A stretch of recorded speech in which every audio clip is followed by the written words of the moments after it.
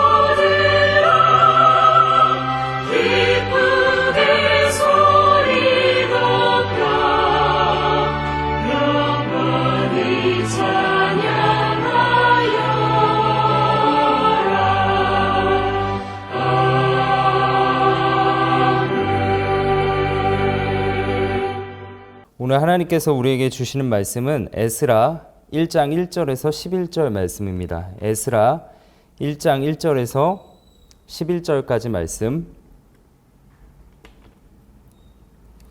제가 봉독하겠습니다.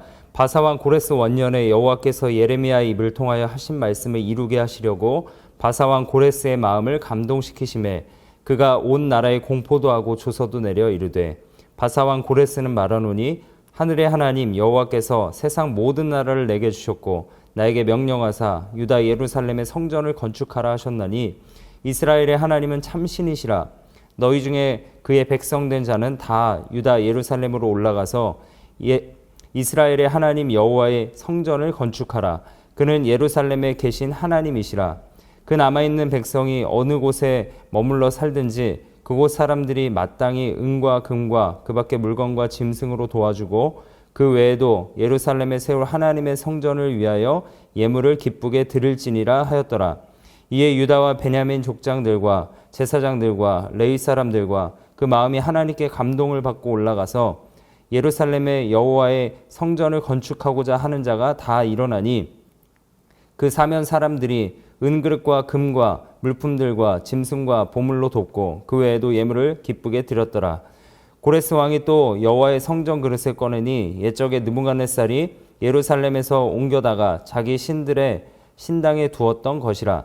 바사온 고레스가 창고지기 미드르닷에게 명령하여 그 그릇들을 꺼내어 세어서 유다 총독 세스바살에게 넘겨주니 그 수는 금 접시가 30개요, 은 접시가 1000개요, 칼이 29개요, 금 대접이 30개요, 그보다 못한 은 대접이 410개요, 그 밖에 그릇이 1000개이니 금은 그릇이 모두 5400개라.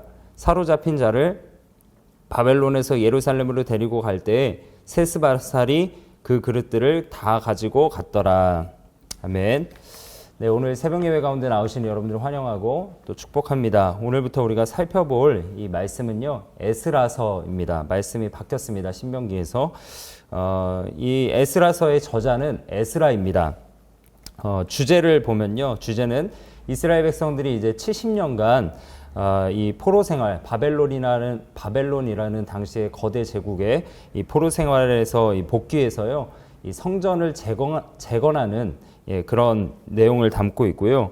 또 이스라엘의 영적인 개혁이 이 에스라서의 주제입니다.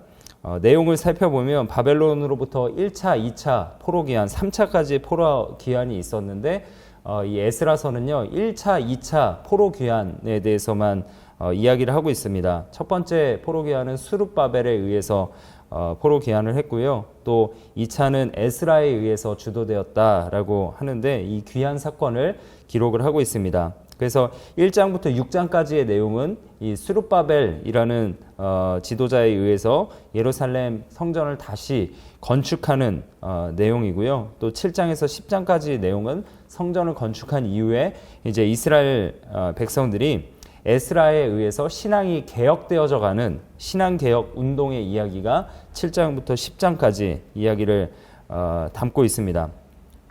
오늘 1장 말씀은요, 이제 바벨론이라는 나라가요, 이제 페르시아, 성경에 보면 바사라고 나오는데 이 바사에 의해서 다시 멸망하게 되고 또 고레스라는 왕, 바사의 왕이 다시 집권하게 되는 그런 내용부터 시작이 됩니다.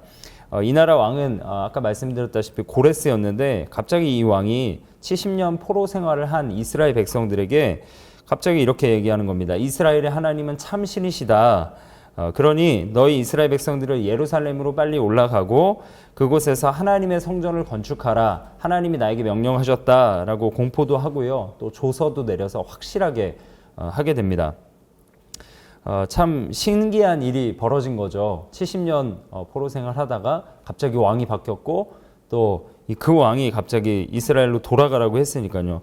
이 보통 한 제국의 왕들은 포로로 삼은 이 백성들을 포로들을 학대하거나 아니면 노예로 부리거나 그렇게 하게 됐는데 이스라엘 백성들에게 자유를 허락한 겁니다. 참 신기하지 않습니까? 그리고 7절에 보면 이 예전에 느부갓네살 왕, 이 바벨론 왕이었죠. 이 왕이 성전 기물을 약탈했습니다. 이스라엘의 성전에 있던 그 금그릇, 은그릇 여러 가지 기구들을 약탈했는데 자신들의 창고에 있었던 성전 기물들을 다 빼내서요. 이 고레스 왕이 이스라엘 백성들에게 주면서 너희가 예배할 때 이것들을 가져가서 사용해라 라고 전달을 합니다. 어떻게 이런 일이 벌어질 수 있을까? 신기하지 않습니까? 오늘 이 말씀을 살펴보면서요.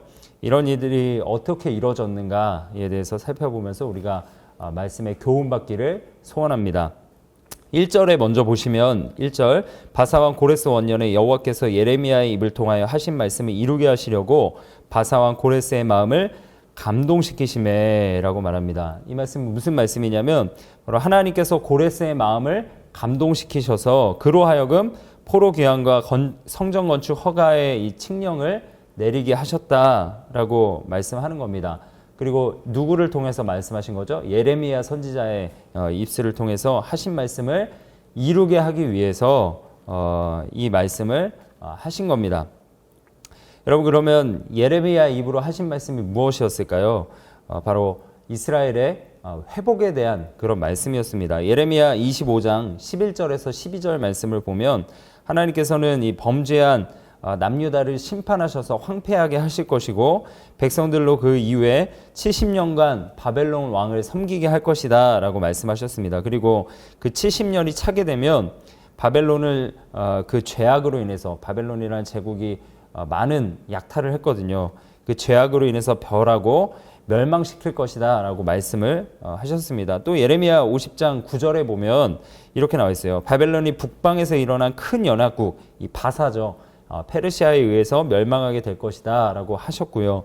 또 29장 예레미야 29장 10절에 보면 하나님께서 이스라엘 백성들을 설득하시고 또 하나님의 말씀을 실행하셔서 이스라엘 백성들이 이 땅으로 고국으로 돌아오게 될 것이다 라고 예언을 하셨습니다. 그러니까 지금 하나님은 예레미야의 이 입술을 통해서 하신 말씀을 이루시기 위해서 고레스의 마음을 움직이셨다라고 하는 겁니다. 지금 고레스가 이스라엘의 이 포로 귀환 명령을 내린 연도는요, BC 538년입니다. 그러니까 하나님께서 정말 말씀하신 대로 70년이 딱 차자마자 고레스가 명령을 내린 거죠. 하나님은 그래서 오차가 없는 정말 말씀대로 이루시는 하나님이심을 여기서도 증거하고 계신 겁니다. 사랑하는 성도 여러분, 하나님은요, 우리가 믿는 하나님은요, 정말 자신이 하신 말씀에 대해서 그대로 이루시는 하나님이신 줄 믿습니다. 그 약속을 믿고 우리가 이 새벽에도 기도하고 있는 것 아니겠습니까?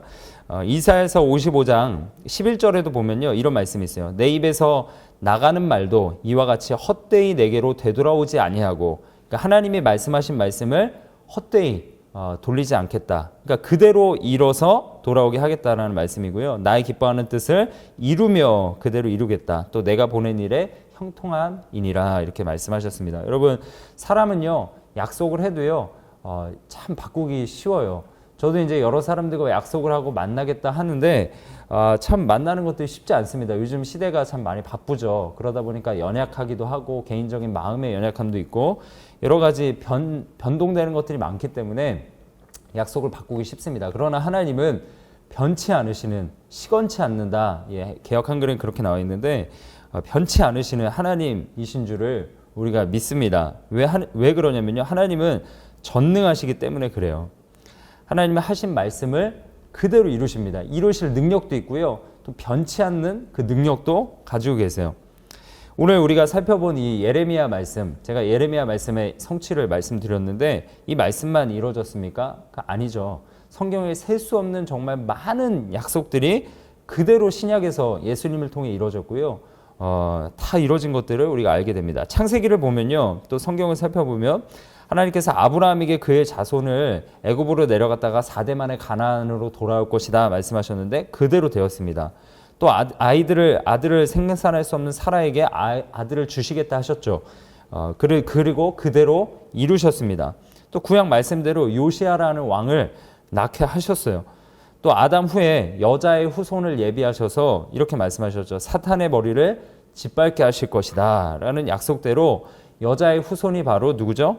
예수 그리스도를 약속대로 보내주셔서 예수 그리스도가 십자가에 달리시고 부활 승천하심으로 승리하심으로 그 사탄의 머리를 짓밟는 그 약속을 그대로 이루셨습니다. 할렐루야. 예, 하나님은 그렇게 모든 약속을 다 지키시는 하나님이세요.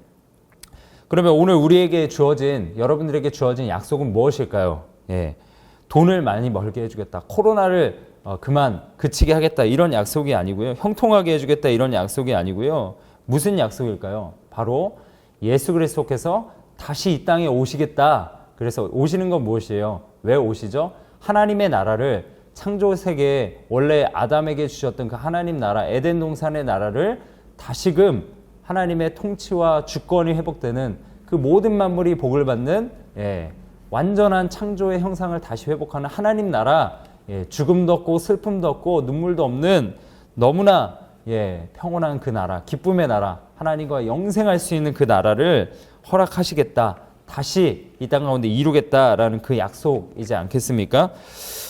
성경에서는 많은 부분에서요, 그날은 아무도 모르지만 도적같이 오겠다, 속히 오겠다, 하늘에 오르신 그대로 오시겠다라고 예수님도 약속하셨고, 천사를 통해서 말씀하셨죠. 약속하셨습니다. 언제일지는 모르죠. 그러나 우리는 그날의 약속이 반드시 이루어질 줄 믿습니다. 주님의 말씀을 신뢰하면서 우리가 기다려야 할 줄 믿습니다. 성경은요, 구약은 뭘까요? 오실 예수 그리스도에 대해서 약속하셨고요. 그래서 오신 예수님 약속이 이루어졌습니다. 1차적으로. 그 다음에 신약이 또 뭘 약속하고 있죠? 다시 오실 예수님에 대해서 약속하고 있다는 겁니다. 그래서 우리는 다시 오실 예수님, 아직 안 이루어졌잖아요. 다시 오실 예수님을 꼭 기대해야 합니다. 사랑하는 성도 여러분, 그날은요, 반드시 올 것입니다. 그런데 조금 더 구체적으로 말씀드리면 언제 올까요? 베드로후서 3장 9절의 말씀 보면요. 이렇게 나와 있어요. 믿지 않고 죽어가는 많은 자들이 주 앞에 돌아오게 될 때, 그러니까 천국 복음이 온 세상에 전파될 그때에 반드시 그 나라는 도래한다라고 말씀하고 있습니다. 그 날을 믿어야 할 줄 믿습니다. 사랑하는 성도 여러분, 하나님은 약속대로 이루시는 분이세요. 새벽 예배자 여러분들은 성경도 많이 읽으실 줄 믿는데요. 읽으시는 말씀 그냥 읽지 마시고요. 반드시 그대로 이루실 줄 믿고 읽으시고 또 확실히 그 말씀을 믿으시기를 축원드립니다. 오늘 이 하루 살아가실 때 하나님의 이 약속, 변치 않으시는 능력이 많으신 이 약속 붙잡으시고요. 또 세상에 변하는 것들에 붙잡고 흔들리지 마시고 약속을 붙잡고 믿음으로 살아가시는 여러분들의 삶이 되기를 간절히 축원드립니다. 함께 기도하도록 하겠습니다. 첫 번째로는요, 이 땅에 하나님의 나라를 회복하실 하나님의 약속을 바라보며 믿음으로 살아가는 성도가 되게 하소서 기도했으면 좋겠고요. 또 두 번째는 코로나의 확산이 멈춰지게 하시고 일상이 회복되게 하시고 또 코로나 중에 교회가 평안하고 또 성도들 한 분 한 분 특별히 연약한 환우들과 또 믿음이 연약한 성도들 믿음을 지켜 주시옵소서. 이 시간 함께 기도하시고요. 개인 기도 5분간 하도록 하겠습니다. 같이 기도하겠습니다. 주여